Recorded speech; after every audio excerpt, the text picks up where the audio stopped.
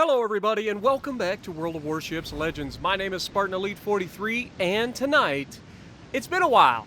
So I was like, you know what? Let's jump into Massachusetts and see if we can't get into something. Now, fortunately, we've had quite a few good games in this thing tonight, but this one was probably the most entertaining for you guys. The first one I did over 150k in, I was like, okay, that's okay match, but it was kind of boring, you know what I mean? It was one of those matches where I did some damage, but it was over very quickly, it was never in any question, our team got absolutely obliterated. So, I'm not sure if you guys would want to see that, so I was like, I just hold it, throw it away. Then I had a couple average games where I was doing like 80k. That's pretty average for a battleship tier 7, or at least for me. I think 80k is pretty average. But anyway, then I jump in and I was like, okay, this is not going to go well. The enemy heavily out-favors us in terms of match. Okay, they got 2 Shimas, they have a Yami, we don't have any of that. We have a Kagero on my side who isn't going to load in for the first minute of the match for whatever reason. I wish that it would stop, but clearly it is a thing. But he does wake up. And all it took was the Grossa Kurfürst reaching out and touching him with the main batteries. You know, the 420mm guns have a way of reaching out and saying, "Get the f*** in here!" Maybe, I think he probably felt it through his TV a little bit. But that woke him up, he shot our guy back, and now he's going to go out and he's going to do his job phenomenally. Phenomenally. That's better. And what do I mean by that? Well, I initially was starting to back off because I wasn't feeling very confident about this side. I mean, my destroyer that's supposed to spot for us, not spotting. We have 2 cruisers on their way over, which is always good. But it's just me and a Grossa Kurfürst, and we know that they're going to spawn across from us with quite a bit. And sure enough, they have 2 Grossa Kurfürsts and a Yama right across from us. And then an Iowa's going to come over from their spawn. And, oh, by the way, their destroyer's here as well. How do I know? Well, he just got spotted. That's a good indication that he's here, but before that he had already detected us and we were well outside of range of those battleships. So we take a shot because that's what you do. You see a destroyer, you shoot at a destroyer, regardless of what you're in. We do get 1 hit, not a lot of damage, 1300, but it was still a hit. And so now we know where the Shima is, and now we know exactly where we need to try to avoid. Now I'm going to move up, try to get in position to take some shots at the battleships, while cognitively remembering that there is a nasty destroyer to my left. Luckily, he doesn't seem to know what he's doing, which is definitely a preferable situation. Our destroyer dodges all of his torpedoes pretty easily. It looks like a wide spread from the Shima, and we are going to be able to get in range of not only their Grossa Kurfürst, but also a Yamato who is going broadside on to God and everybody, and more importantly, me. So I take the shot, and that dispersion looks fantastic. Wait for it. Pow! Dropping it from downtown, giving us another 15,000 damage done. And now I'm starting to get that tingling feeling. You know, we got their attention. We got an Iowa shooting at me from my right. I got the Yami and a Grossa Kurfürst shooting at me from the left. And this Yami can only be described as somebody who watches Juice to Goose. Because if you guys remember, Juice a couple weeks ago in Hive Stream said it is a valid strategy to spam high explosive in a Yamato. And I appreciate that, because I love going against high explosive spamming Yamis. Why? Because it's absolutely useless. Thank you for getting that out into the world. As long as they're on the enemy team, I'll be happy. I'll even give them my broadside to shoot at. Actually, I'm not doing this on purpose. Well, I am doing it on purpose, but mainly because I want to get away from the Shima. Because unlike the Yami who's spamming HE, the Shima's dangerous. But we are going to get out of here and try to get some space again. Now, you'll notice that our team completely abandoned the right flank. Okay? I'm no dummy. I know how that ends. So where am I going? You guessed it. I'm going to go defend the base. Because they're about to be in our base real freaking quickly. And they've got the support of another Shimakaze. So we're going to try to go back and protect our base. Now, if we get some shots at people in the meantime, the one downside of having a tank build, Massachusetts secondary build, you know, it's a tank build, but it's not really a tank build. It's more of a secondary build with a bunch of heals. But the main thing to remember is you don't really have the range, and I'm not running a booster on this ship to make the range a little better. So my range is actually sub 17 kilometers, which is suboptimal, if you ask me.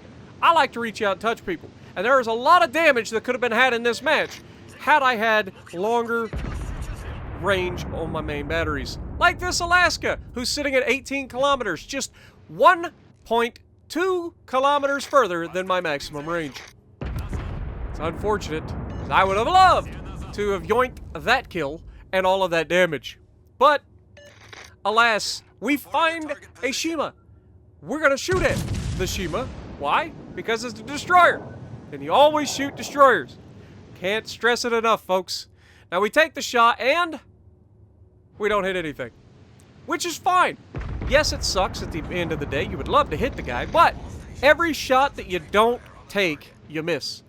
You never know when you're going to hit. And I'm a pretty decent shot, even on destroyers at long ranges with battleships. I can generally hit my target on the first salvo, but sometimes people just get lucky. Now, he goes dark because he's throwing his smoke up, and you notice that he come to a complete stop. Okay? So this time, we get 2 hits. Probably all over pins, obviously, and it's probably about 3,000 maximum damage-ish, somewhere in that neighborhood. But then, priority target number 2, Wichita. What did I say the other day? You see a Wichita, you shoot a Wichita. Why? Because it's annoying as crap to be on the receiving end of a Wichita. So any chance you get to delete a Wichita, you take it. Get rid of him. Don't allow him to live. All right? It's called prioritizing targets. And we do get a good hit. Didn't finish him, unfortunately. Shima's sending widespread torpedoes, thank God, in our direction, but I think they were actually meant for the gross occur first that's right next to me. Now, the one good thing that I do have going for me is, A, I've got 5 heals. I haven't used any of them yet. I've got my damage con ready, so if I do get a torpedo hit and flooding, I ain't got to worry about that. I can damage con. And on top of that, I have 50% torpedo reduction. So guess who's charging that smokescreen with that Shima who just fired his torpedoes? This guy, right here. All right, now there's the Tirpitz, and you'll see that in a moment I kind of like, I didn't realize where he was. Kind of was thinking he was out in front of the island, but he's not. He's actually behind the island. So I'm going to look at the Tirpitz in a moment. Now you'll notice our destroyer's been in their base for a long time, right? Hence the reason they all came back. Now look at what our team has done. Our team recognizes that their team is going back to defend the base, and what does our team do? Come back to defend the base. Isn't that a great thing? Having teammates that actually are able to recognize, even if they're a little late, but able to recognize when things are going, you know, one way or the other and act on it. It's something that goes very, very unnoticed a lot of times, but is very, very welcome all the time.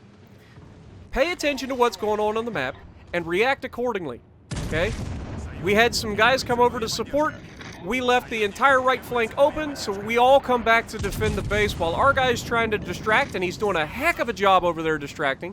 He's likely going to die from it, but he distracted the crap out of him. In that situation, if I'm that destroyer, the next thing I would have done was, when they are closing on you, just get out of there. Now, we do, unfortunately, take a torpedo here. Not a whole lot we can do about it, but as you can see, it was severely reduced, only 11,000 damage, so it's about as good as a freaking American torpedo. You know, not amazing, but it's definitely a good thing. Now, we luckily get lucky again. It looked like the Tirpitz may have fired HE at us there as well, and we return with armor piercing to just punch the man in the mouth. Now, luckily, Shima's gone. Other Shima is all the way back at their base. Their second destroyer, which I believe is a Fletcher, or wait, it was no. Yeah, they had a Shima, which we just killed. They had a second Shima. I thought. Didn't they have 2 Shimas? I could be wrong. Anyway, I'm going to lose my mind. I know there's a Fletcher over there, and I'm fairly confident either a Shima or a Lightning. Now, our guy in the Shima goes down. So that's unfortunate. But we do have the Tirpitz here. And what are we doing, guys? I'm ranging him. We're at 5.7 kilometers. How long is the torpedo range on a Tirpitz? Anybody? 6 kilometers. Sometimes more if they take a stupid perk to increase the range, which I don't know why you would on a Tirpitz, but, you know, some people are dumb. But at least 6 kilometers. So we reach out, we smash him for 20,000 damage, and we immediately start turning out. Why? Because then he can't torp us. Yes, we're 5.4 kilometers, but you gotta think, I'm moving away, and from the moment he launches those torpedoes, they have a maximum of 6 kilometers. So we actually get our secondaries doing work, man. Our secondaries have been already fantastic. We're at 45 targets hit with the secondaries and 2 fires. And this Tirpitz is about to go down, or we're gonna yoink! No, we couldn't yoink it with the secondaries. It's unfortunate. But, now what do we got, guys? There are 4 enemy ships left. We have a decided points advantage. Our entire team is in the perfect position to defend the base. What do we need to do to win this match? Problem solved, sir. Anybody? Nothing! You don't have to do anything. You can literally sit here and wait for them to come to you and finish them off. There is absolutely no reason and no benefit to trying to win harder. So, we put ourselves in a position to get in range, because obviously we have short range, so we need to be able to range. And so we get range. Iowa's giving us a little too much angle. He actually does touch us pretty good, but we touch him back, get 1 penetration, not a lot. It's a war of attrition at this point. I got a lot of heals. He does not. Now, he is full health, so he probably has 2 heals, 3 heals max, right? I think it's 3 heals.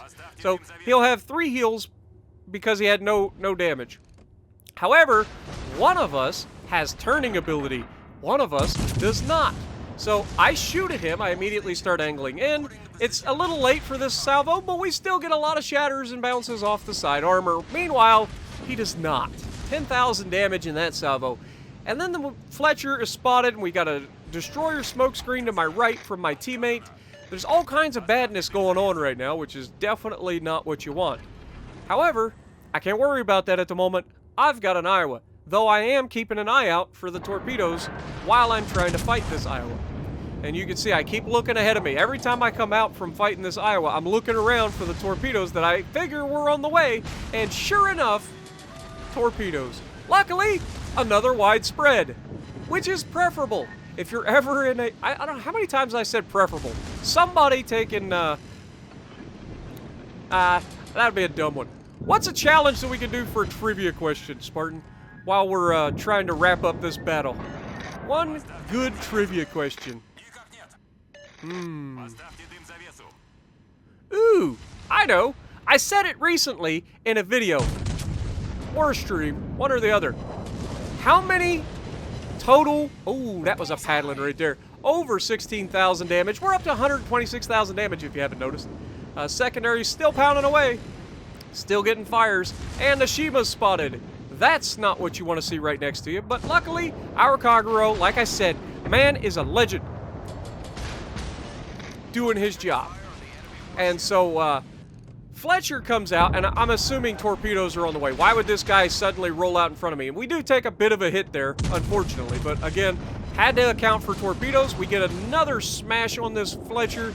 We've got a Confederate now. He's ate a lot of our secondaries, and he's about to cross over to the other secondaries. Luckily, Grossaker first does the right thing, shoots the destroyer, saving us all another wall of skill. And that just leaves this Grossaker first. But yeah, back to the trivia question. First person to... Or no, the closest person to the amount of games played I have in standard mode gets pinned. How about that? So let me know down in the comments below. We just smashed the broadside Grossaker first, and unfortunately, Kagero gets the torping before we can get our rear gun involved. But we did pretty well, guys. Hope you guys enjoyed. It was an action-packed episode. A lot of moving back and forth in battleships, teamwork. It's fantastic when everything comes together. So, how'd we do?